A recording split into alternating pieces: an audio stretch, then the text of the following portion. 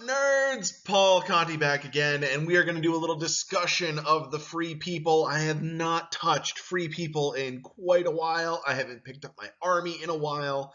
It had just gotten a little stale for me, so I had moved on to Corn for a little while. Now, General's Handbook 2017 about to hit us on Saturday. Everything in the book pretty much at this point has been spoiled for us through various leaks and things that Games Workshop has put out there. So we have a whole lot to talk about with the changes coming to the Free People in the General's Handbook 2017. First big thing, the ally system. We're going to be able to have 20% of your points going toward allied factions. Our allowed allies for Free People: Collegiate Arcane, Ironwell the Arsenal, Devoted of Sigmar, and to a lesser extent, Stormcast Eternals. You'll note that this is basically the old Empire from 8th edition and prior editions. That plus Stormcast Eternals is basically what this allegiance and allies is comprised of. So it's kind of cool that they're keeping that fluff, keeping it working, and keeping some continuity for those of us that have been around a little bit longer. And also, with this, keeping a nice variety of things that we have access to and still maintaining our allegiance. Because as we will see in a moment, we have a really awesome allegiance ability to work with. But first, points changes. So the points have been spoiled here, there, and everywhere. This I'm getting from a leak from a French message board. These points may not be correct, but this is what we're running with for now. We'll find out for sure on Saturday when the book drops. Demigryphs down 40 points to 160 points. Great Swords down 10 points, and they can take a massive regiment of 30 for 420 points. So that's pretty huge as well. Great Swords were previously an awesome deal. They're just even better now. Outriders and Pistoliers both down 10 points. Free Guild Guard still 80 points, but we can do a massive regiment of 40 for 280 points. So that is 40 like half price on that fourth unit of guard. Our General on Griffin went down 40 points. That actually makes the General on Griffin an interesting one to take back into consideration now. Bad news, Celestial Hurricanum went up 60 points. 60 points. This is one of the biggest point moves I have seen going through all of this so far. It goes up to 380, which means that if you are in a Free People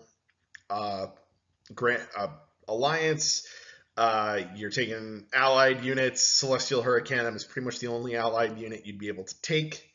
That's a little bit of a rough pill to swallow for some folks. I feel like 380 might be too high for it. It is really good. With some other abilities, I'm not sure I'm even going to be taking it anymore, or at least not that regularly. So we will see. Steam Tank down 20 points. Still think Steam Tank might be a little overpriced. I think more in like the 250 to 260 range is probably more appropriate for the Steam Tank. But so for me, still probably not playable, but it's still cool to bring out now and then. You always love a Steam Tank. So these are the major points changes for things that we are in our faction and things that we're allied with. Not going through all the Stormcast changes because the Stormcast Eternals compendium is massive. So not going to go through all of that. I personally really don't like the Stormcast. Other people do. They're an interesting thing to look at now that we're actually kind of encouraged to be splashing them in. So certain things may be opportunistically valuable to throw in, although thematically it doesn't feel like it works that well. Anywho, Our battle traits, our allegiance abilities. So we get two different ones. First, we get our Defiant Avengers, which this is just the general order allegiance ability on top of our faction-specific ability. So our whole board, all of our friendly free people units can reroll battle shock tests. That's pretty awesome, especially in combination with other things. Really cool that we get to reroll all of our battle shocks. The really big thing here, though, folks, is the Free Guild Great Companies. So let's boil this down. This is very reminiscent of the old detachment system from prior editions. So we have a great company, which is comprised of 3 units. One of those units has to be Free Guild Guard. That unit has to be at least 20 models. And then the other 2 units have to be at least 10 models each. So that places some interesting restrictions on us. It makes it hard for your demigriffs, your outriders, your pistoliers to be included in a great company. But all of your infantry options are available to you very easily. So what does this great company do for you? So when one of the units in the great company at the end of the enemy charge phase is within 3 inches of an enemy unit, another unit from the great company that is within 6 inches of that unit and is not also within 3 inches of an enemy unit. So one unit effectively is in close combat, another one of your units from the great company within 6 inches of that unit, not in close combat, can either charge or shoot. Now, thinking back to what the rules as intended probably are and how the detachment rules used to work, your initial response is probably like, oh, great, we get to countercharge against the charging unit. We get to take a stand and shoot against the charging unit, just like we used to with our detachments. There's a little funny quirk to the wording here, is they left this stuff a little bit more vague. So, big important thing to note. The great company units that are lending support can charge or shoot. It is not limited to the unit that is within 3 inches of the unit being supported. So that means you get a charge or shoot action from the supporting unit within 6 inches of the unit that is ending the combat phase or ending the charge phase within 3 inches of an enemy unit. This is not a charge response. This is a response at the end of the charge phase of the turn to the state of one of the units in the great company being within 3 inches of an enemy unit. So, this is not necessarily just a response to a charge. This is at the end of the charge phase if that unit is engaged in combat. So it does not require that it has been charged that turn, just that at the end of the charge phase, there is an enemy unit within 3 inches. If your opponent does not charge, you're not skipping over the charge phase. The charge phase still happens. You still get to shoot. You still get to charge. So those are some pretty big little loopholes. What this is effectively doing for us is if you have a support unit that's a shooting unit, it gets to shoot on your turn and on your opponent's turn if the unit it's lending support to is in close combat. That is a huge advantage when we have units like handgunners and crossbowmen that are excellent ranged infantry units that can easily be slotted into these great companies. Just as also a side note to this, this occurs before pile-in, so your opponent's pile-in move can't kind of screw you over and get your unit into combat when it wasn't previously, negating your ability to charge or move, or I'm sorry, charge or shoot. So this offers a little bit of tactical flexibility. This lets you just charge away from the incoming unit. It lets you take shots at whatever unit you want that's within range. It does not specify what you must shoot at or what you must charge at, only that you can make a charge as if it's the charge phase, or shoot if it's the shooting phase. Big difference in wording. This is clearly not rules as intended. I'm just going to be right out there and say that. I don't think that Games Workshop in any way meant to have your great company set up in such a way that your, one unit in the company gets charged, and your response to that is to countercharge a second one of your opponent's units and then shoot a third one of your opponent's units. Totally a thing that is legal to do within the way these rules are written, but obviously this was pretty clearly intended to be a charge response against the unit charging, but they wrote a sloppy rule and we can take advantage of that.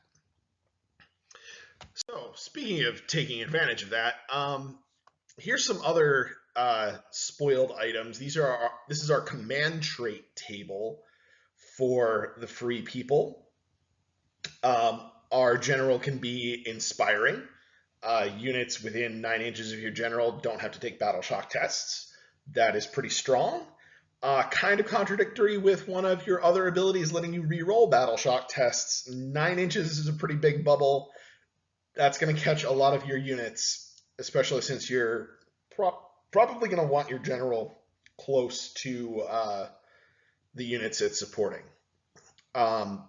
Battle-tested veteran, you can basically use 2 command abilities. You can use Inspiring Presence in addition to your other command ability, or if the general doesn't have a command ability, you can use Inspiring Presence twice.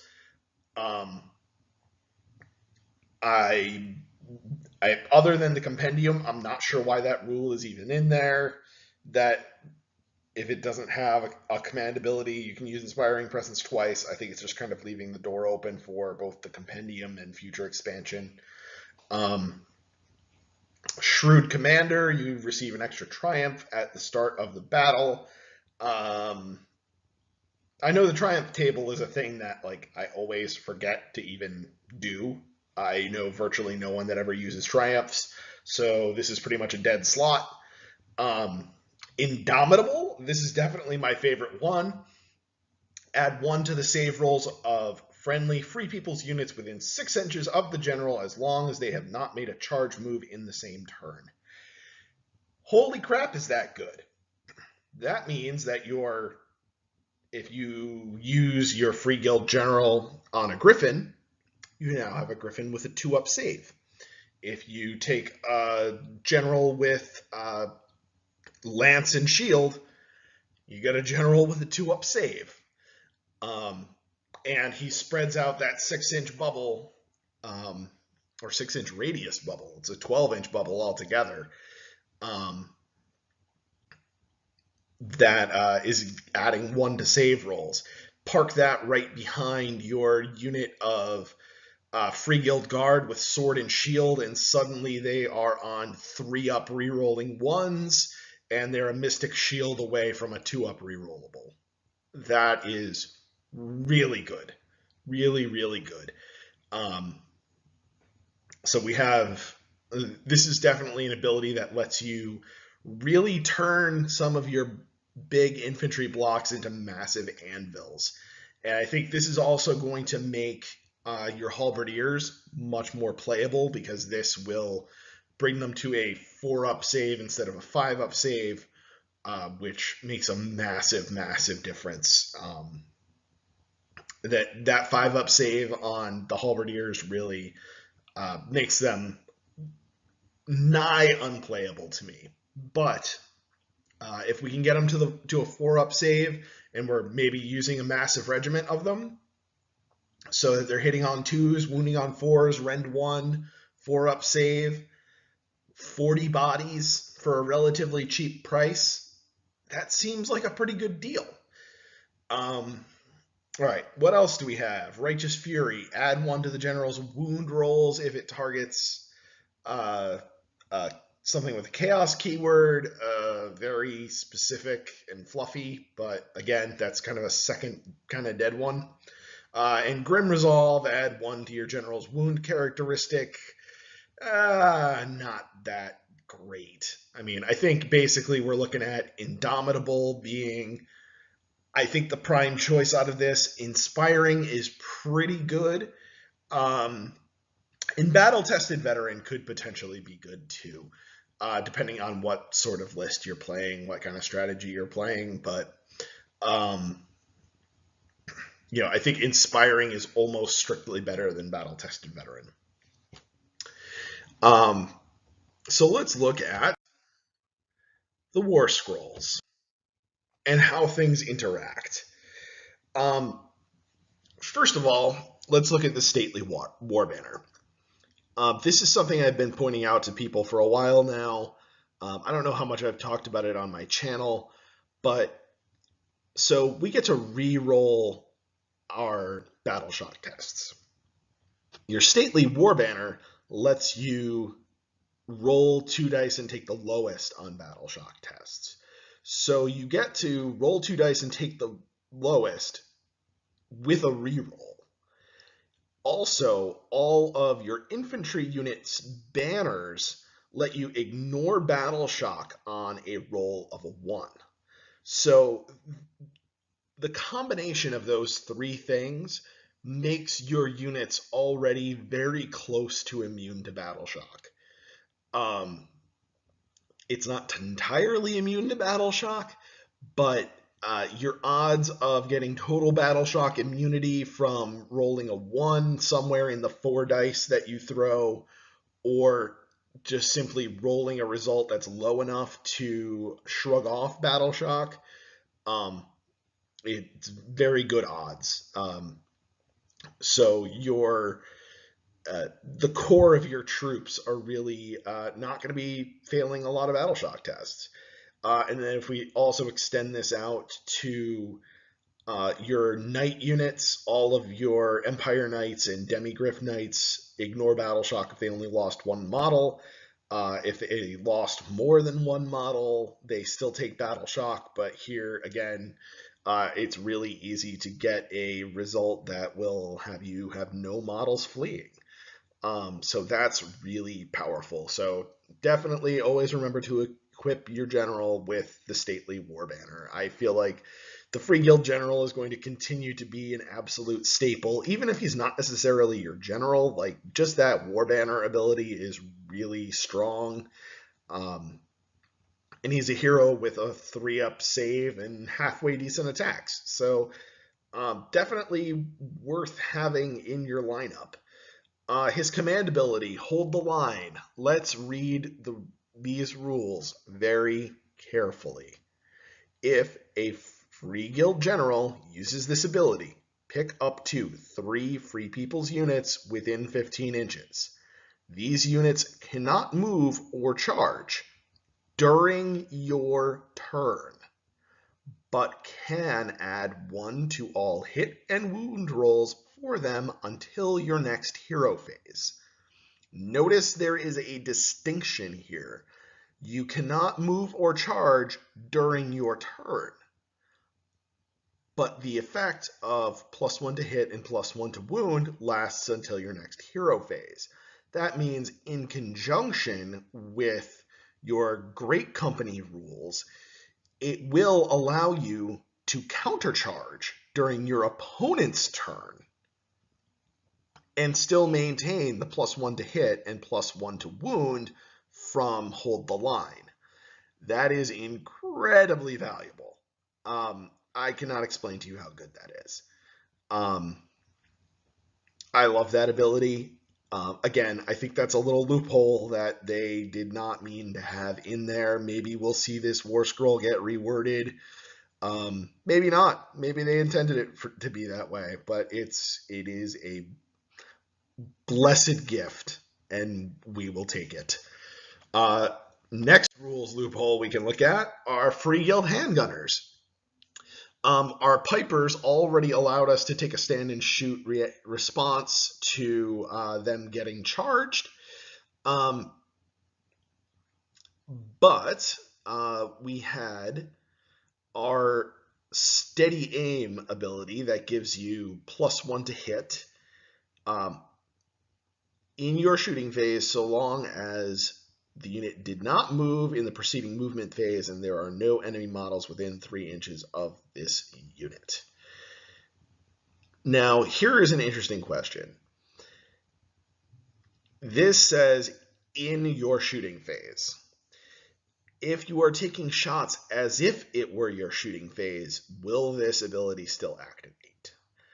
I am inclined to say yes, because our concept is we're taking a shot as if it's the shooting phase, so anything that would apply to taking a shot in the shooting phase, I think would apply.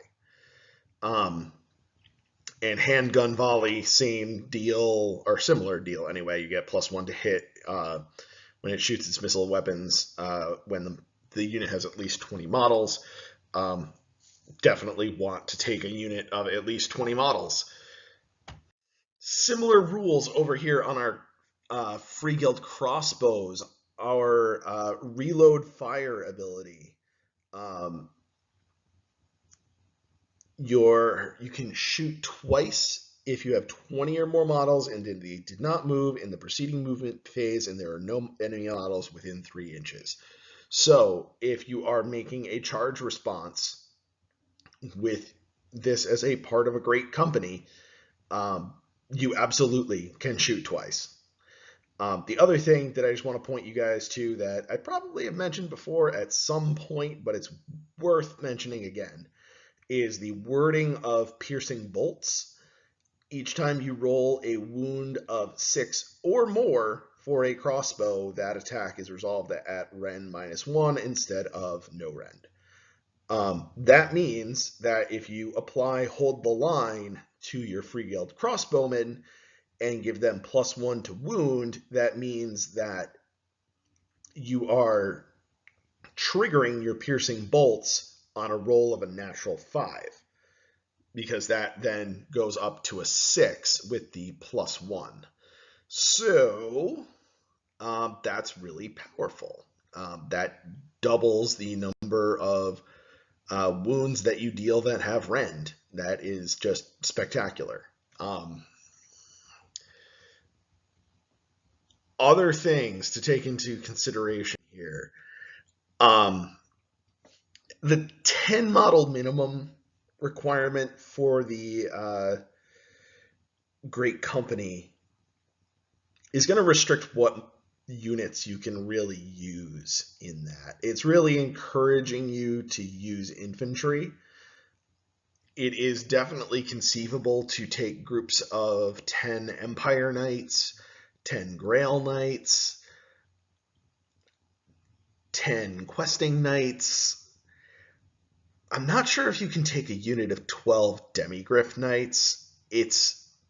First of all, not many people own 12 Demigryph Knights. I happen to own 12 Demigryph Knights because I love them, but I don't think many people own them in that kind of quantity, and I don't know if you can actually put that many in one unit. But no matter. If we go further into the compendium, go to Britannia, if you take a group of 16 Knights Errant or Knights of the Realm, you could use those in your great company, and that seems like that might be really good.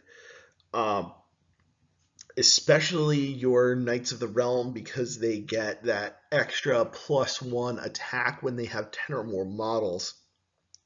So that puts them at being really, really close to the power level of Grail Knights. And now they get to do charge responses, and they get to do the charge with Swift Stride, and that's just awesome. You're going to be doing a lot of tactical maneuvering now. This was always a kind of technical army to play well. You really had to concentrate a lot on positioning your models, setting up charges, setting up screens, positioning things in just the right way to take advantage of the battlefield. And this is going to do is make that more complicated, more of a thing that you're going to be heavily relying upon. Your unit formations are going to matter a lot, because you're going to want to form up your units in such a way that you're maintaining cohesion in your great company. You want to stay within your buff bubbles of other units, like your +1 to save buff coming off your general. You want to be able to stay within other potential bubbles. For example, if you have a Celestial Hurricanum or a Luminarch of Hysh that's backing things up, you want to make sure you're in their protective bubbles as well. I think we're going to see a rise of the massive regiments of Free Guild Guard. They're at 280 points for 40 bodies that are hitting on 2s. That is a pretty good deal. So I think that that's something that we're going to see. We're definitely going to see a lot of units of 20 Free Guild Guard as, the basis of your great companies. But I think units of 40 are definitely going to be a thing. We're going to see a lot more reliance on infantry gun lines instead of war machines, because your infantry can be included in your great companies, which means they get extra shooting attacks. It just multiplies their power, because you just get more and more off-phase shooting with them. Their range is much shorter than what you get out of, a cannon or a Hellstorm rocket battery, or even a Hellblaster volley gun.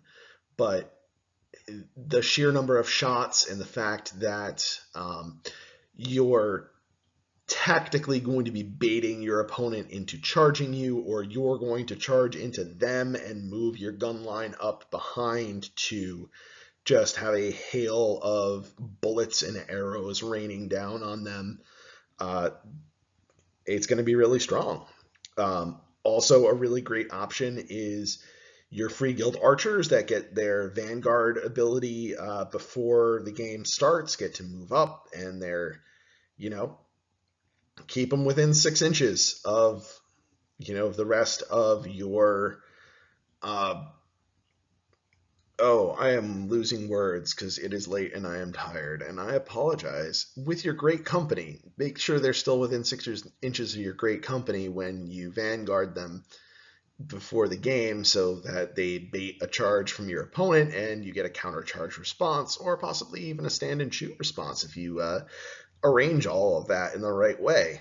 Again, looking again at the tactics of all of this, there's so much minutia in how we're going to be positioning our models now that it's going to be a headache to play this army. It was already a headache to play this army. It's going to be even more technical than it once was. Even more stacked buffs than we had before, with the rules that we're getting off of our command traits. I've heard about some of the artifacts, although I haven't actually seen the artifact table, but there are even more buffs that are going to radiate off of your heroes from artifact abilities. So look out for that. Even more interactions with the Compendium Scrolls. Again, I mentioned the hordes of knights being in great companies. That seems like it's pretty awesome. And your Bretonian Archer Bomb, the quad shots off of your Bretonian archers. If you take a double-sized unit of those, so a 400-point unit of Bretonian archers, you get 32 archers for that, I believe. You can do a charge response of a hail of quad shot arrows, so 128 shots if I'm doing my mental math correctly. So basically they just get to erase a unit in response to a charge at 20-inch range too, so it's not even necessarily the unit that is doing the charging. It might just be some other poor bastard that's in the way somewhere else. So yeah, this is pretty awesome. There's going to be more coverage of this in the future. I've got a lot more infantry to paint. I've got more knights to paint. I am very anxious to see what the update to the compendium looks like. We haven't had any compendium leaks so far, but that is supposedly getting released on Saturday, as well as the General's Handbook 2017.